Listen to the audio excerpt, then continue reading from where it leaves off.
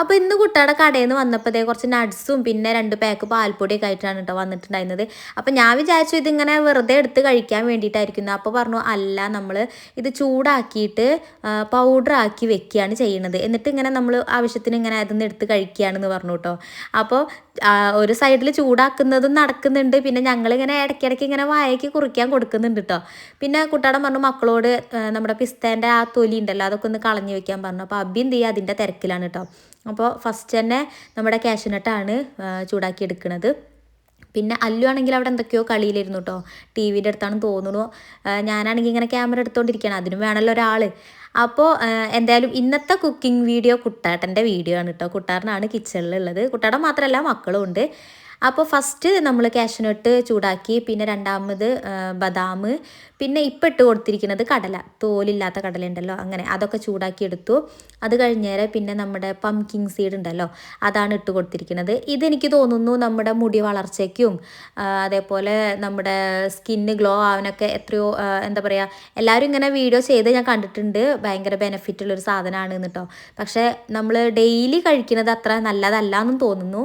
എനിക്ക് വലിയ ഡീറ്റെയിൽസ് ആയിട്ട് എനിക്കൊന്നും അറിയാത്തതുകൊണ്ട് അങ്ങനെയൊന്നും ഞാൻ പറയുന്നില്ല കേട്ടോ. എന്തായാലും അതൊക്കെ ചൂടാക്കി അവിടെ വെച്ചതിന് ശേഷം ചൂടാറാൻ വേണ്ടിയിട്ട് അവിടെ വെച്ചു. ഞങ്ങൾ ഫുഡ് കഴിക്കാൻ പോയിട്ട് അങ്ങനെ ഫുഡ് കഴിച്ച് കഴിഞ്ഞ് വന്നപ്പോൾ അത് പൊടിക്കാനുള്ള സമയമായിട്ടുണ്ടായിരുന്നു. അപ്പോൾ കുട്ടാട്ടൻ തന്നെയാണ് കേട്ടോ ഫുൾ കാര്യങ്ങളും ചെയ്തുകൊണ്ടിരിക്കുന്നത്. എന്നോട് പറഞ്ഞു ഞാനിങ്ങനെ വീഡിയോ എടുത്താൽ മതി, ബാക്കിയൊക്കെ കുട്ടാടൻ ചെയ്തോളാം എന്ന് പറഞ്ഞിട്ട് കുട്ടാടൻ തന്നെ ചെയ്തുകൊണ്ടിരിക്കുകയാണ്. അങ്ങനെ ഓരോ ട്രിപ്പായിട്ട് ഇങ്ങനെ മൊത്തത്തിലിട്ട് കഴിഞ്ഞാൽ നമുക്ക് പൊടിയാൻ പ്രയാസമായിരിക്കും. പിന്നെ ഞങ്ങളുടെ മിക്സിയിൽ നിന്ന് ഇപ്പോൾ ഇങ്ങനെ എന്തൊക്കെയോ സൗണ്ടൊക്കെ ഇങ്ങനെ കേൾക്കാൻ തുടങ്ങിയിട്ടുണ്ട്. അപ്പോൾ പിന്നെ കുറേശ്ശെ ഇട്ടിട്ട് ഇങ്ങനെ പൊടിച്ചെടുക്കുകയാണ് കേട്ടോ. അങ്ങനെ അതൊക്കെ പൊടിച്ചതിന് ശേഷം 2 പാക്ക് പാൽപ്പൊടി വാങ്ങിയിട്ടുണ്ടെന്ന് ഞാൻ പറഞ്ഞല്ലോ, അതും കൂടെ ഇതിലേക്ക് ചേർത്ത് കൊടുക്കുന്നുണ്ട് കേട്ടോ. ഇത് നമ്മൾ നൈസായിട്ട് പൊടിച്ചിട്ടില്ല, അങ്ങനെ കഴിക്കുമ്പോൾ ചെറിയ ചെറിയ രീതിയിൽ ഇങ്ങനെ കടിക്കാൻ കിട്ടുന്നുണ്ട് കേട്ടോ. നല്ല ടേസ്റ്റ് ഉണ്ടായിരുന്നു കഴിക്കാൻ വേണ്ടിയിട്ട്.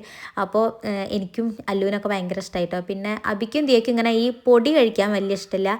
അവർക്ക് ആ നട്ട്സ് അങ്ങനെ തന്നെ ഇങ്ങനെ എടുത്ത് കഴിക്കാനാണ് കേട്ടോ ഇഷ്ടം. ഇത് പാലിൽ കലക്കി കുടിക്കാനാന്ന് തോന്നുന്നുണ്ട് കുട്ടാടൻ പൊടിച്ച് വെച്ചിരിക്കുന്നത്. എനിക്ക് വലിയ ഐഡിയ ഇല്ല.